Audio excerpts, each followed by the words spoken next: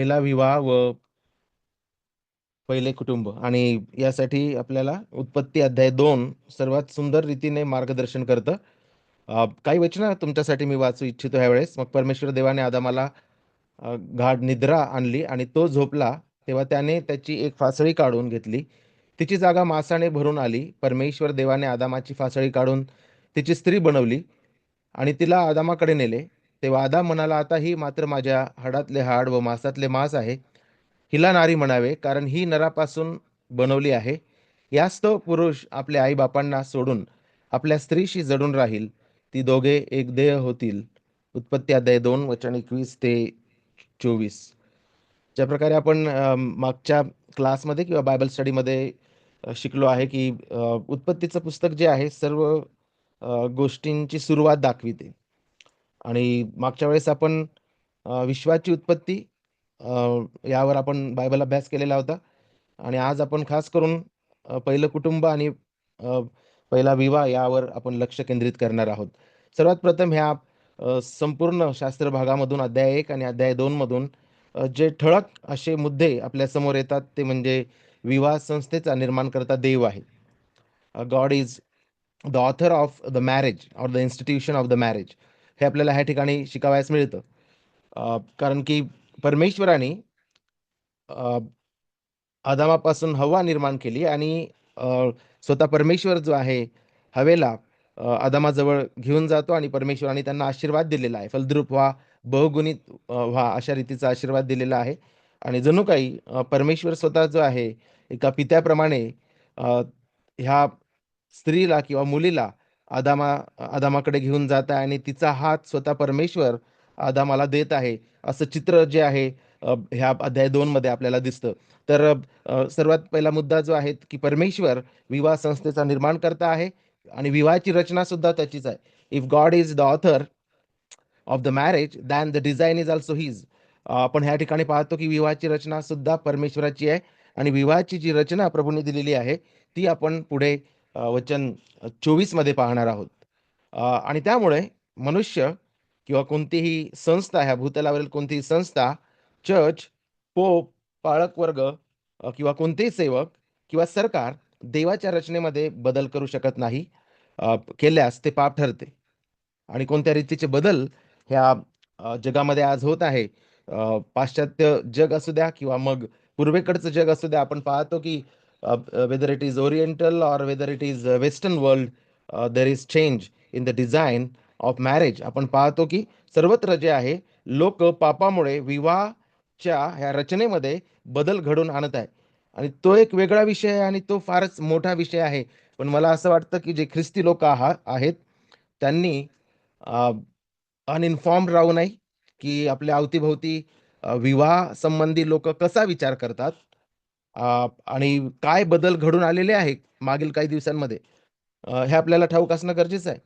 त्याच्यातील एक बदल आपल्याला दिसून येतो ज्याचं साजरीकरण हॉलिवूड, बॉलिवूड आणि अलीकडे सगळेच लोक करण्याचा प्रयत्न करत आहे. आणि त्याला आपण म्हणू शकतो की free living, live in live in relationship ज्याला म्हणतात. विवाह न करता एक पुरुष, एक स्त्री, एक तरुण, एक तरुणी ते जीवन जगतात एकाच छताखाली. आणि ते धोकादायक आहे. आणि त्याचे काही उदाहरणं जे आहेत ते आपल्याला अलीकडेच आपल्या देशामध्ये आढळून आलेले आहे, की जे अशा प्रकारच्या नात्यामध्ये अडकलेले आहेत. पती आणि पत्नी म्हणून ते वावरतात, पण त्यांनी अ, अ, अधिकार युक्त रीतीने किंवा सरकारच्या किंवा शासनाच्या किंवा पवित्र शास्त्र जे ख्रिस्ती आहेत, त्यांनी पवित्र शास्त्रानुसार विवाह केलेला नाही. आणि त्यामध्ये कोणत्याही प्रकारचं कंपॅनियनशिप नाहीये, कमिटमेंट नाहीये, करार नाही आहे, बंधनं नाहीत. आणि ते मोकळे आहे कशाही प्रकारे वागण्यास. आणि तशा प्रकारचं जे जीवन आहे ते अशुद्ध आहे, धोकादायक आहे आणि परमेश्वराच्या विरुद्ध आहे. आणि म्हणून जे ख्रिस्ती तरुण आणि तरुणी आहेत, त्याच प्रकारे जे ख्रिस्ती लोकं आहेत, त्यांना हे समजणे अत्यंत गरजेचं आहे, की live in relationship is directly against the law of God. देवाने दिलेलं जे नियमशास्त्र आहे, त्याच्या विरुद्ध आहे अशा प्रकारचं जगणं. आणि याच्या व्यतिरिक्त आणखीन भयानक बदल जे आहेत ह्या जगामध्ये विवाह संदर्भामध्ये घडून आलेले आहेत आणि ते तुम्हाला वाचायला भेटतील. तुम्ही ते वाचू शकता Googleवर किंवा इतरत्र. पण त्याच्यातील एक आज जो आपल्या देशामध्ये प्रचलित असलेला अ, बदल आपल्याला जो आढळून येतो तो म्हणजे लिव्ह इन रिलेशनशिप आणि ते देवाच्या इच्छेच्या विरुद्ध आहे. प्रभूची सुरुवातीपासून इच्छा आहे, की देवाचे लोकं जे त्याच्या प्रतिमेमध्ये घडविलेले आहेत, अ, त्यांनी नीतिमत्व आणि पावित्र्य अ, अ, ज्या प्रकारे देव पवित्र आहे, नीतिमान आहे, अ, ते त्यांनी त्यांच्या जीवनातून आणि संबंधातून, विवाहातून प्रतिबिंबित करावं आणि त्यामुळं आपण पाहतो, की अशा प्रकारचे संबंध आणि सर्व प्रकारचे जे गैर नाते आणि संबंध आहेत, त्याचा देव विरोध करतो, हे आपल्याला बायबल स्पष्ट रीतीने शिकविते. ख्रिस्ती विवाह देवाच्या वचनाच्या प्रकाशात व देवाचे आज्ञापालन करून जगल अ, अ, जे पती-पत्नी आहेत त्यांनी देवाचे आज्ञापालन करून जगले पाहिजे. ते आपल्याला कसं कळतं तर आपण उत्पत्ती अध्याय 2 आणि वचन 16 आणि 17 मध्ये आपल्याला ह्या कॉन्टेक्स्टमध्ये जे आहे, ज्या ठिकाणी परमेश्वर अं, हवेची निर्मिती करत आहे, त्या संदर्भामध्ये आपल्याला हे दिसून येतं, की परमेश्वर जो आहे, त्याचं वचन देत आहे. अ, हवेला आदामाकडे नेण्याच्या आधीच देवाने आदामाला हे वचन दिलं. त्याला एदेन बागेमध्ये ठेविले आणि परमेश्वराने वचन आधी दिलं. Before the marriage God gave him the laws, the word. हे आपल्याला ह्या ठिकाणी शिकावयास मिळतं, की अ, परमेश्वराने हवेचा हात आदामाच्या हातात देण्याच्या आधी प्रभू आदामाला वचन देत आहे. आणि इथून आपल्याला स्पष्ट होतं, की देवाची ही इच्छा आहे, की देवाचे जे लोकं आहेत, जे तरुण आहेत, तरुणी आहेत, पती-पत्नी जे आहेत, त्यांनी देवाच्या वचनाच्या प्रकाशामध्ये आपला विवाह जगावा आणि देवाचे आज्ञापालन करून विवाहाद्वारे परमेश्वराचा सन्मान करावा. ही प्रभूची इच्छा आहे आणि त्यामुळं आपण पाहतो, की पहिला विवाह संपन्न होण्याआधीच देवाने आदामास जो कुटुंब प्रमुख किंवा कुटुंबाचं मस्तक आहे, त्याला वचन दिलेलं आहे. God gave him the word. काय करावे आणि काय करू नये. हे आपल्याला इथे वचन 16-17 मध्ये स्पष्ट रीतीने दिसतं, की देवाने त्यांना सांगितले होते. तर द वर्ड ऑफ गॉड आणि जो ख्रिस्ती विवाह आहे, विश्वासणाऱ्यांचा विवाह, बिलीव्हर्स जे आहेत, जे देवाचे लोकं आहेत, ते अन्य लोकांसारखे जगू शकत नाही without the word of God. देवाच्या वचनाच्या मार्गदर्शनाशिवाय, देवाच्या वचनाच्या निर्देशाशिवाय, देवाच्या वचनाच्या प्रकाशाशिवाय आपण जे विश्वासणारे लोकं आहोत, आपण आपले विवाह जे आहे अ, अ, पुढे घेऊन जाऊ शकत नाही. आपल्याला देवाच्या वचनाची गरज आहे आणि म्हणून प्रभूने देवाचं वचन दिलेलं आहे. आणि अलीकडच्या काळामध्ये वचन म्हणजे फक्त आपलं स्टेटसवर काहीतरी लावून टाकायचं आणि दिवसभर आपण मोकळे आहोत. मग आपल्याला ज्या प्रकारे वागायचं आहे तसं. तर असं ख्रिस्ती जीवन नाही आहे. अ, देवाच्या वचनाच्या प्रकाशामध्ये म्हणजे WhatsAppचा स्टेटस ठेवा असं नाही आहे. तर ते वचन वाचून, मनन करून आमच्या अ, कुटुंबामध्ये, आमच्या वैवाहिक जीवनामध्ये आम्ही त्याचं कशा रीतीने लागूकरण करून हे जीवन जगू याबद्दल ह्या ठिकाणी आपण शिकतो. ते नुसतं बॅनर किंवा WhatsAppवर जे आहे ठेवून ख्रिस्ती जीवन जगू शकत नाही. अ, तर ते समजून त्याच्यावर मनन करून पवित्र आत्म्याच्या सामर्थ्याने ते आपल्या कुटुंबात आणि आपल्या विवाहात त्याचं लागूकरण करून आपण ते आपलं जीवन जगावं आणि आपला विवाह जो आहे तो अ, अ, देवाच्या वचनाच्या प्रकाशामध्ये जगावा हे इथे आपल्याला शिकावयास मिळत आहे. तर इथे आपण पाहतो की देवाने आधी वचन दिलेलं आहे आणि देवाची इच्छा आहे की पती आणि पत्नी यांनी प्रभूच्या वचनाच्या प्रकाशामध्ये आपला विवाह जगावा. त्यानंतर इथे आपण थोडं पुढे ह्याच अध्यायामध्ये जातो त्यावेळेस आपण हे शिकतो की अ, अ, देवाने अ, आदामाची फासळी जी आहे ती काढून त्याच्यापासून हवा निर्माण केली आणि इथे आपल्याला स्पष्ट रीतीने पाहावयास मिळतं की हा आदाम जो आहे तो आता याआधी त्याला अनुरूप सहाय्यक मिळालेली नव्हती. पण आता देवाने अनुरूप सहाय्यक निर्माण केलेली आहे आणि प्रभूनी आदामाला ती दिलेली आहे आणि त्यामुळे तो आता आनंद झाला. बाय द वे अनुरूप सहाय्यक म्हणजे अ, आपल्याला शिकावयास मिळतं, की अनुरूप सहाय्यक म्हणजे जोडीचा मदतगार. अनुरूप सहाय्यक म्हणजे नोकर नाही, गुलाम नाही. अ, हे आपण शिकतो, की प्रभूंनी त्यांना त्याच्या प्रतिमेमध्ये घडविलेलं आहे. पती-पत्नी दोन्हीही देवाच्या प्रतिमेमध्ये घडविण्यात आलेले आहे आणि म्हणून हवेला जरी ह्या बायबलमध्ये अनुरूप सहाय्यक म्हटलेलं आहे, त्याचा अर्थ आहे जोडीचा मदतगार. आणि दोघेही आदाम आणि हवा दोघेही परमेश्वराच्या प्रतिमेमध्ये आहेत. हे आपल्याला अध्याय 1 स्पष्ट रीतीने दाखवितं आणि म्हणून अनुरूप सहाय्यक म्हणजे गुलाम नाही, नोकर नाही. हे आपल्याला समजणं गरजेचं आहे. इनफॅक्ट हा जो शब्द आहे सहाय्यक हा बायबलमध्ये यहोवासाठी स्तोत्रांमध्ये वापरलेला आहे आणि नवीन करारामध्ये पवित्र आत्म्याकरिता वापरलेला आहे. आणि त्यामुळे आपण पाहतो, की सहाय्यक हा शब्द जो आहे हा अपमानजनक किंवा कमी पातळीचा शब्द नाही आहे. हे आपल्याला समजणं अत्यंत गरजेचं आहे. आणि आपण पाहतो, की हवेच्या रूपात परमेश्वराने आदामाला अनुरूप सहाय्यक दिले आणि आपण पाहतो, की विवाह ही प्रभूंनी दिलेली देणगी आहे आणि जे परमेश्वराने आपल्याला दिलेले स्पाउस आहे, पती आणि पत्नी ते एक दुसऱ्यांकरिता सुद्धा देणगी आहेत. Marriage is the gift of God to us and our spouse is also gift to to us from God. आणि आपल्याला ह्या ठिकाणी शिकावयास मिळतं, की पत्नीकरिता पती आणि पतीकरिता पत्नी देवाने दिलेले वरदान आहे. They are gifts to one another and marriage is also gift from the the holy God. आणि ह्या ठिकाणी आपण पाहतो, की ज्या रीतीने प्रभूने अ, अ, आदामासाठी हव्वा निर्माण केली. आदाम जो आहे तो आनंदित होतो आणि ह्या ठिकाणी आपण पाहत आहे, की तो गीत गात आहे आणि याला जगातील पहिली कविता म्हणतात. बायबलमधील पहिलं काव्य किंवा फर्स्ट पोएम आपण याला म्हणू शकतो. आता ही मात्र माझ्या हाडातले हाड आणि मांसातले मांस आहे. हिला नारी म्हणावे कारण ही नरापासून बनवली आहे. जगातील पहिली कविता आहे. येथे आदाम, घनिष्ठता, सहभागिता, जवळीक, प्रीती आणि अ, अ, अ, आपण हे म्हणू शकतो, की साहचर्य ह्या सर्वांचं साजरीकरण तो ह्या ठिकाणी करत आहे.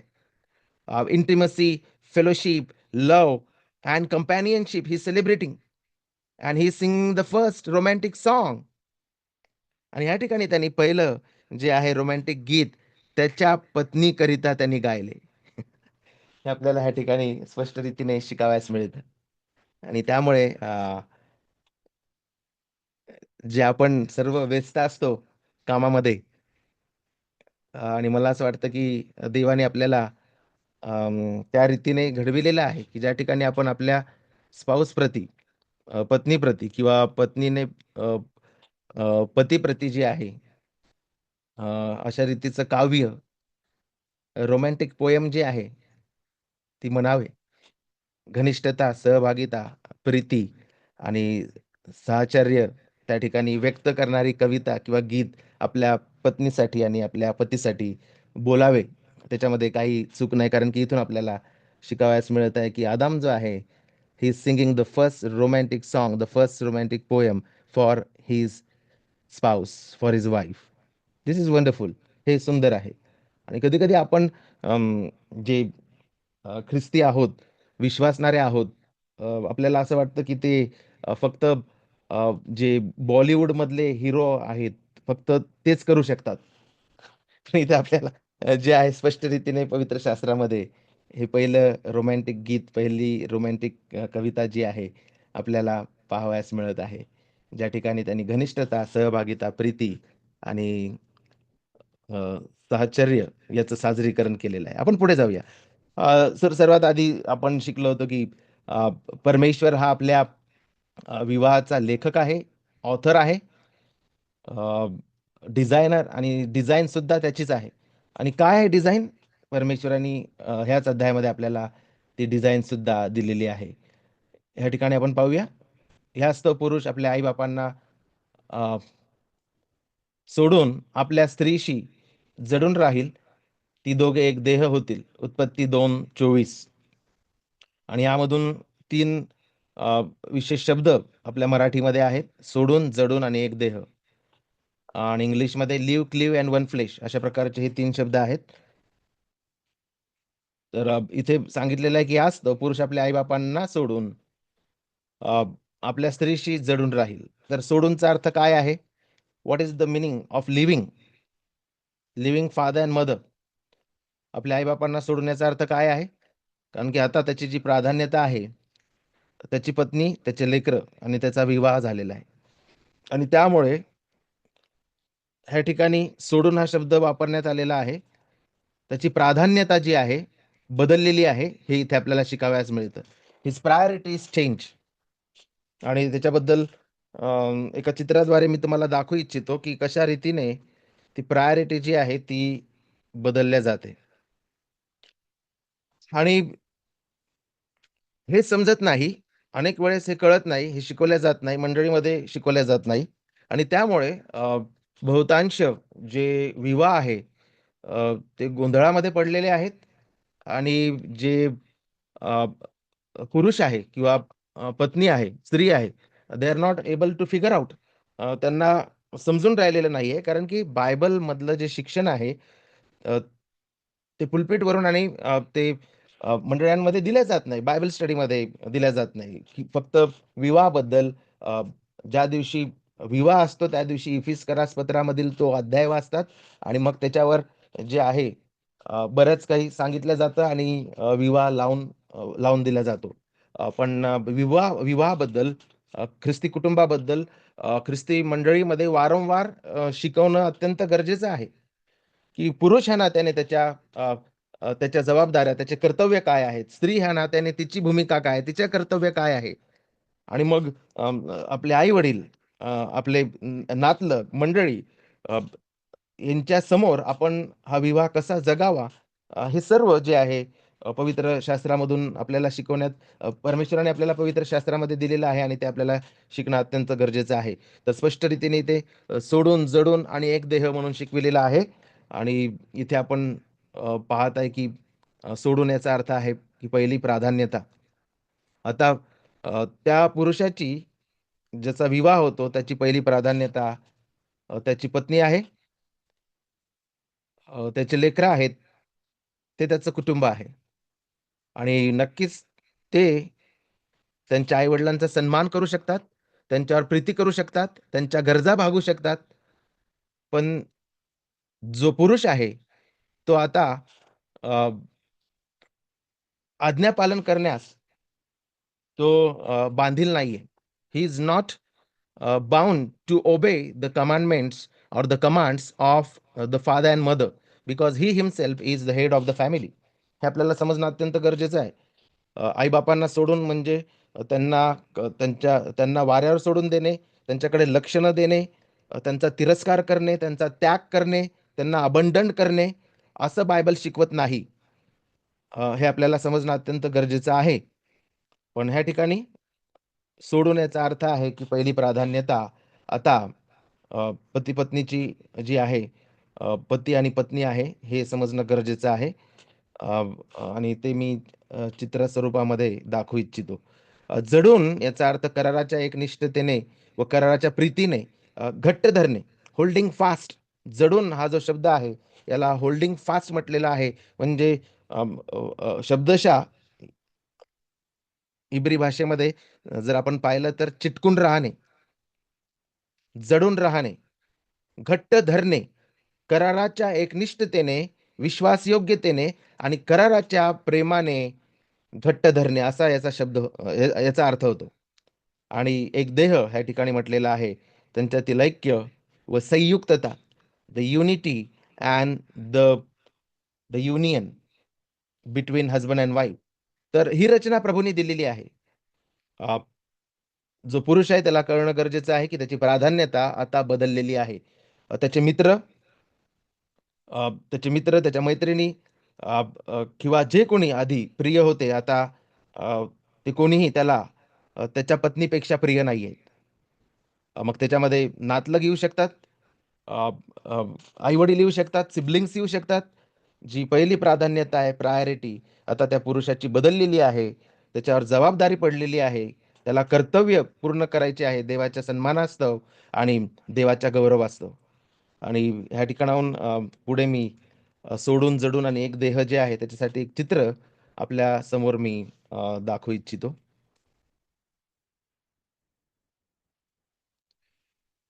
तर हे कुटुंबाचं चित्र आहे आणि एक भारतीय कुटुंब असं याला आपण घेऊया. ह्या ठिकाणी जे आहेत आजोबा आहेत, आजी आहे. ह्या आजोबाचे जे ह्या ठिकाणी आता फोनवर आहेत मागे, तर ते त्या आजोबांचे जे आहेत कुत्रा आहे.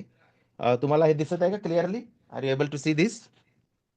हो बरं. सर. तर हे जे आजोबा आहेत त्यांचे हे पुत्र आहेत आणि हे जे पुत्र आहेत यांना 2 पुत्र आहेत. जे एक इकडे उजवीकडे आहे आणि एक डावीकडे आहे. एक चष्मा लावून आहे आणि एक एक हसत आहे.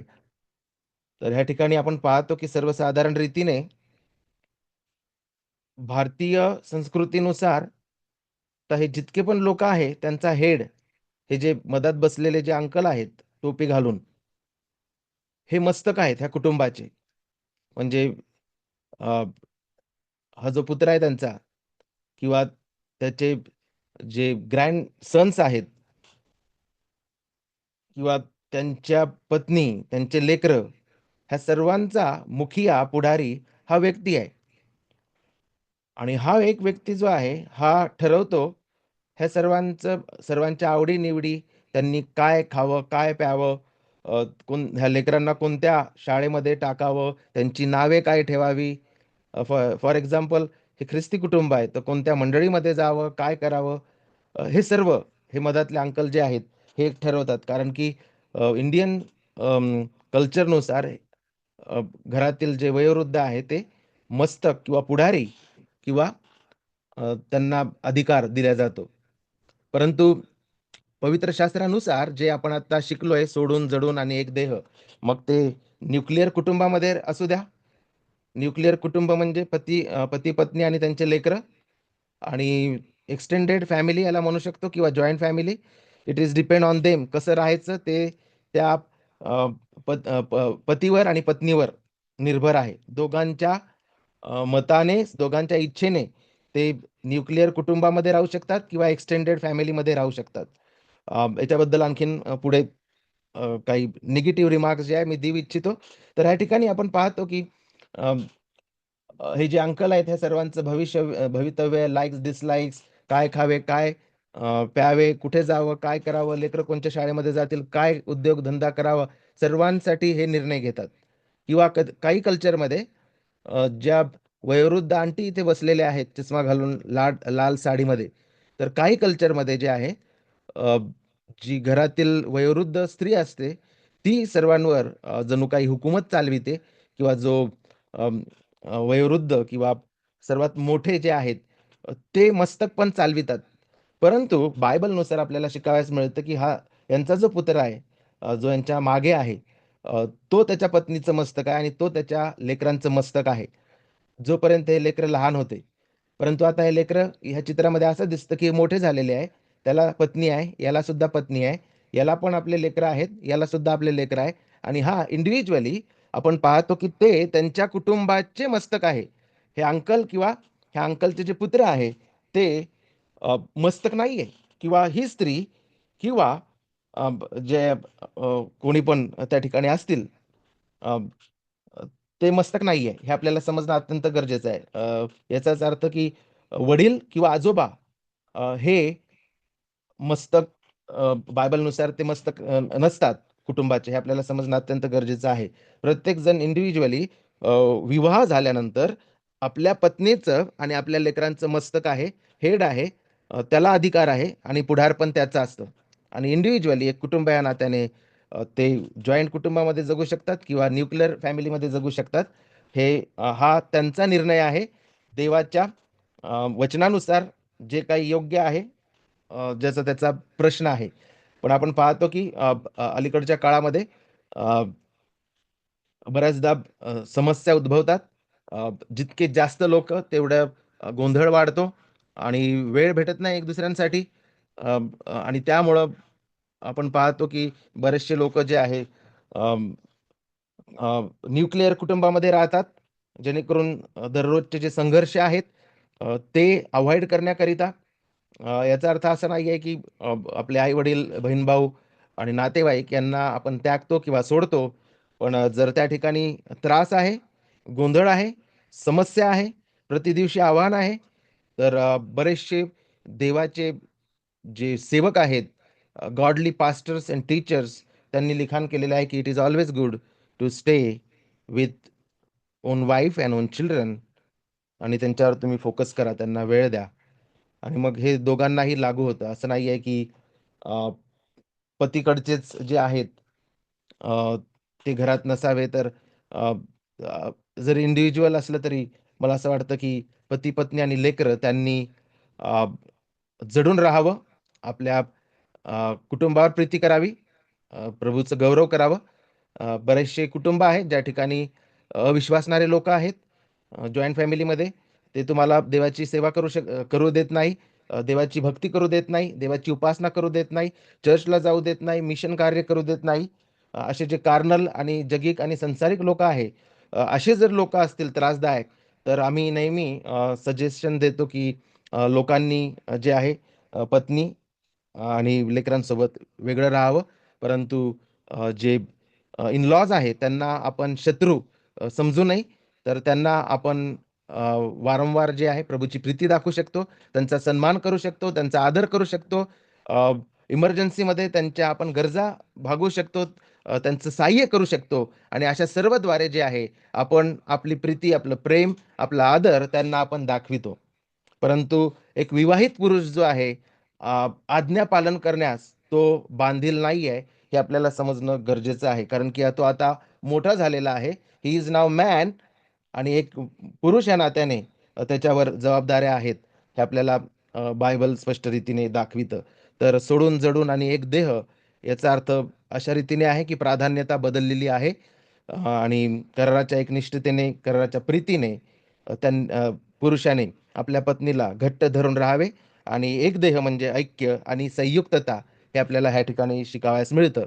अ, अ, ह्या ठिकाणी आपण पाहतो की पुरुष आणि स्त्री जे आहे ते दोघेही देवाच्या प्रतिमेमध्ये घडविलेले आहे. तरी सुद्धा परमेश्वराने प्रत्येकाला युनिक भूमिका दिलेली आहे. वेगळी भूमिका दिलेली आहे. पत्नाआधीच अद्वितीय फरक किंवा भूमिका देवाने दिलेल्या आहेत. पुरुषास अधिकार आणि मस्तक असे केलेले आहे. मस्तकपण हा पतनाचा परिणाम नाहीये. पतन झाल्यावर आदाम आणि हवेने देवाविरुद्ध पाप केल्यानंतर देवाने आदामाला हवेचे मस्तक केले नाही. तर आपण पाहतो की पतनाच्या आधीच अध्याय 2 मध्ये आदाम जो आहे, त्याला अधिकार दिलेला आहे, पुढारपण दिलेलं आहे, मस्तक पण दिलेलं आहे, हे आपण शिकतो. तर हे क्रिएशन ऑर्डर आहे, म्हणजे निर्मितीच्या वेळेसच परमेश्वराने ही ऑर्डर किंवा ही रचना जी आहे, ही दिलेली आहे, की पुरुष हा कुटुंबाचं पुढारपण करतो, अधिकार आहे, मस्तक आहे. तो आपल्या बायबल शिकवितं, की त्याने आपल्या पत्नीवर ख्रिस्ताप्रमाणे प्रीती करावी आणि पत्नीने आपल्या पतीवर आपल्या पतीच्या अधीन असावं, हे बायबल स्पष्ट रीतीने शिकवितं. आणि हे का बरं गरजेचं आहे? अगदी अं, स्पष्ट रीतीने बायबल आपल्याला अ, वचनांमधून शिकवितं. आणि का बरं मस्तक पण, आणि का बरं पत्नीला पतीच्या अधीन राहण्यास सांगितलेलं आहे आणि पतीला आपल्या अ, पत्नीवर प्रेम करण्यास सांगितलेलं आहे. पुढे आपल्याला शिकावयास मिळतं, की कारण की त्यांचा विवाह जो आहे प्रभू येशू ख्रिस्त आणि मंडळीचा जो विवाह आहे त्याचं चित्र आहे. Every Christian marriage is the picture of Christ and the churches marriage. The marriage between Christ and the church, Bible स्पष्ट रीतीने शिकवितं. प्रत्येक ख्रिस्ती विवाह हा मंडळी आणि प्रभू ख्रिस्ताचा जो करार किंवा जो विवाह आहे त्याचं चित्र आहे. आणि पुढे आपण जाऊन शिकतो, की पौल जो आहे तो शिकवतो, की मंडळी ही ख्रिस्ताच्या अधीन आहे आणि ख्रिस्ताने मंडळीवर प्रीती केली आणि मंडळीकरिता आपला प्राण दिला. इफिस 5 मधून स्पष्ट रीतीने शिकविलेलं आहे. ख्रिस्त कधीच मंडळीच्या अधीन होत नाही. तर मंडळी ही ख्रिस्ताच्या अधीन होते आणि अ, ख्रिस्त आणि मंडळीमधील जो करार आहे, जो विवाह आहे, तो आपण प्रतिबिंबित करतो आणि त्यामुळं स्त्रीला पतीच्या अधीन राहण्यास सांगितलेलं आहे आणि पतीला आपल्या पत्नीवर प्रीती करावी ही आज्ञा प्रभूंनी दिलेली आहे. कारण की प्रत्येक ख्रिस्ती कुटुंब हे ख्रिस्तानी मंडळीचं चित्र आहे. हे आपल्याला बायबल स्पष्ट रीतीने शिकवितं. आणि पुढे आपण आता जे शिकलेलं आहे, की ख्रिस्ती विवाह करार आहे. This is a lifetime कव्हनंट. देवाच्या सानिध्यात स्थापित केलेला करार आहे. आणि त्यामुळे आपण जे विश्वासणारे आहे, आपण मंडळीसमोर, त्रैक्य परमेश्वरासमोर हा करार जो आहे मान्य करतो आणि त्रैक्य परमेश्वरासमोर हा विवाहाचा करार जो आहे तो स्थापिला जातो किंवा स्थापला जातो हे आपल्याला समजणं अत्यंत गरजेचं आहे. मॅरेज इज कव्हनंट आणि आपल्याला कुठून शिकावयास मिळतं? मलाकी अध्याय 2 मध्ये स्पष्ट रीतीने मलाकी शिकवितो, की विवाह हा करार आहे आणि तो पत्नीला कराराची पत्नी अशा रीतीने संबोधतो आणि त्यामुळं जो ख्रिस्ती विवाह आहे त्यामधील जे आपली जो आपला जोडीदार आहे, स्पाउस आहे, लाईफ पार्टनर आहे. ते ते करारानुसार प्रभूने दिलेले आहे आणि हा करार परमेश्वरासमोर, त्रैक्य परमेश्वरासमोर झालेला आहे. हे आपल्याला समजणं अत्यंत गरजेचं आहे. आणि त्यामुळं बायबल स्पष्ट रीतीने शिकवितं, की हा लाईफटाईम करार आहे. आपण असं जगू शकत नाही, की अरे हिला माझ्या पत्नीला चपात्या करता येत नाही, भाजी करता येत नाही. तर मी हा करार आता मोडतो किंवा अरे मला वाटलं की हा जो पती आहे, हा पुरुष अ, श्रीमंत होईल काही वर्षांनी, पण हा गरीबच आहे. तर आता मला कोणीतरी श्रीमंत पाहायला हवं. नाहीतर याची नोकरी चालली गेलेली आहे. याची नोकरी गेली. याला पुढे जाऊन काही ह्या व्यक्तीला आजार झाला किंवा स्त्रीला आजार झाला किंवा इतर कोणतेही कारणं आपण पाहतो की क्षुल्लक कारणांवरून लोकांनी जे आहे घटस्फोट दिलेले आहे ते सर्व सिनफुल रिझन्स आहे. सर्व ते पापी कारणं आहेत, ज्यामुळं त्यांनी देवाविरुद्ध पाप केलेलं आहे. जर एखाद्या अ, जोडप्याला जर लेकरं होत नाही, तर that is not the reason to take the divorce. एखादा व्यक्ती आजारी पडतो, एखाद्याचं काम जातं, एखाद्याला स्वयंपाक करता येत नाही किंवा अ, अ, आत्मिक गोष्टींमध्ये एखादा अ, कमजोर आहे, कमकुवत आहेत. तर हे सर्व रिझन्स नाही आहेत विभक्त होण्याकरिता. कारण की ख्रिस्त कधीच मंडळीला फारकत देत नाही. ख्रिस्त कधीच मंडळीला घटस्फोट देत नाही, डिव्होर्स देत नाही आणि त्यामुळे बायबल स्पष्ट रीतीने सांगतं, की कराराची जी पत्नी आहे किंवा कराराचा जो पती आहे त्याच्यासोबत जीवनभर राहावे. आणि त्याचे विविध पैलू बायबलमध्ये आपल्याला शिकविलेले आहे. आणि जे मी तुम्हाला थोड्या वेळापूर्वी सांगितलेलं होतं, की ख्रिस्ती विवाहातील करार, ख्रिस्त व मंडळीच्या कराराचे प्रदर्शन किंवा प्रतीक आहे आणि हे आपल्याला एफिसकरास अध्याय 5 आणि 32 मध्ये शिकविलेलं आहे, की हे रहस्य मोठे आहे, पण मी ख्रिस्त व मंडळी यांच्या संबंधाने बोलतो. तर ह्या ठिकाणी अ, काही गोष्टी आपण ह्या अ, उत्पत्ती अध्याय 2 मधून आपण शिकलो. आणि त्याचं सारांश रूपाने जोएल बिकी यांचं जे कोटेशन आहे ते वाचून जे आहे मी ह्या बायबल स्टडी ही बायबल स्टडी आपण या ठिकाणी थांबूया. पण हा सारांश आहे जे काही आपण शिकलेलो आहे मी समरी रूपामध्ये तुम्हाला देऊ इच्छितो. ते म्हणतात, की दैवी संस्था आणि ख्रिस्त आणि त्याच्या चर्चचे चित्र म्हणून विवाहाला सन्मान द्या. ही दैवी संस्था आहे. ख्रिस्त आणि त्याच्या मंडळीचा विवाह जो आहे, ते समजून ह्या संस्थेला सन्मान द्या. प्रभूने स्त्री आणि पुरुषासाठी बनवलेल्या भिन्न भूमिका आपल्या विवाहांनी प्रतिबिंबित केल्या पाहिजे. स्त्री ही पुरुषापासून व पुरुषासाठी निर्माण करण्यात आली आणि पतीच्या अधिकाराच्या अधीन राहून त्याला मदत करणे आणि समर्थन करणे हे तिचे पाचारण आहे. स्त्रीचे पाचारण काय आहे? पतीच्या अधिकाराखाली अधीन राहून, त्याला सहाय्य करून, त्याला समर्थन देऊन, ती देवाने तिला दिलेलं जे होली कॉलिंग आहे, द होली कॉलिंग जे पवित्र पाचारण आहे, ती पूर्ण करू शकते. आणि पुरुष निर्माण केला गेला आणि त्याला देवाची आज्ञा आणि आदेश मिळाला. देवाच्या इच्छेनुसार कुटुंबाचे नेतृत्व करणे आणि ख्रिस्ताने चर्चवर प्रेम केले, तसे आपल्या पत्नीवर प्रेम करणे, तिच्या तिच्या भल्यासाठी नम्र आणि आनंदाने आत्मत्याग करण्यासाठी देवाने त्याला पाचारण केले आहे. This is man's husband's holy calling, sacrificial love. त्यागपूर्ण प्रीती करून तो त्याचं पवित्र पाचारण पूर्ण करतो आणि अधीन राहून स्त्री जी आहे तिचे पवित्र पाचारण पूर्ण करते आणि ते ह्या विवाहाच्या संबंधामध्ये देवाने दिलेल्या भूमिका प्रतिबिंबित करून प्रतिबिंबित करून ते परमेश्वराचा सन्मान करतात. ह्या ठिकाणी आपण थांबूया. पुढे आपल्याला बंधू चालवतील.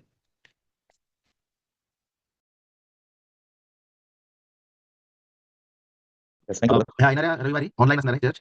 Yes. कृपया करून नोंद घ्यावी. वेळ तुम्हाला सांगण्यात येईल. Okay. Good night everyone. Bye bye. Good night. Thank you. Thank you.